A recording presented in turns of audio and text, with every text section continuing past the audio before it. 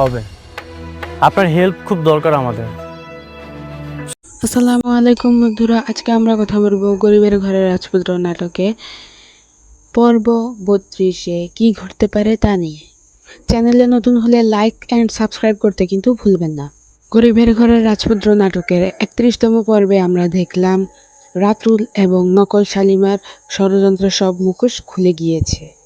অনিকের বুদ্ধি আর মেঘলার সাহসের কারণে শালিমা বিল্ডার্স আবার প্রকৃত উত্তরাধিকারীর হাতেই ফিরে এসেছে।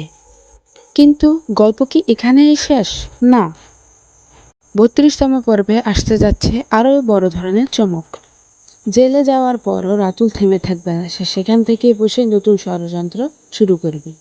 নিজের সাম্রাজ্য ফিরে পেতে অনিক ও মেঘলার বিরুদ্ধে নতুন ষড়যন্ত্রের ফাঁদ পাতা শুরু করবে। অন্যদিকে শালিমা যখন আবার অফিসের কোম্পানির চেয়ারে বসবে, তখন সেখানের কিছু অসৎ কর্মচারী শালিমাকে মেঘলাকে মেনে নিতে চাইবে না।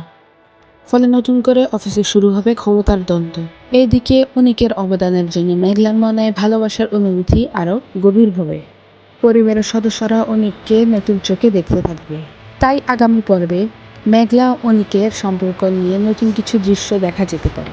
অন্যদিকে বৃষ্টি সাব্বিরের সাথে মিলে তার স্বামী অনিক ও মেঘলার ক্ষতি করার জন্য নতুন ফাঁদ তৈরি করছে। আরও একটি বড় প্রশ্ন হলো, রাতুলের পিছনে কি আরও কোনো বড় মাস্টারমাইন্ড আছে? যদি থেকে থাকে তাহলে আস্তে আস্তে তা সামনে আসতে পারে।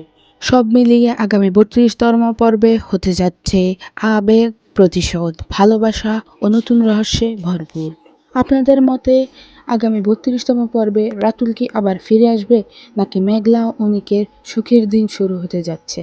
কমেন্টে আপনাদের মতামত জানাতে কিন্তু ভুলবেন না। ধন্যবাদ সবাইকে।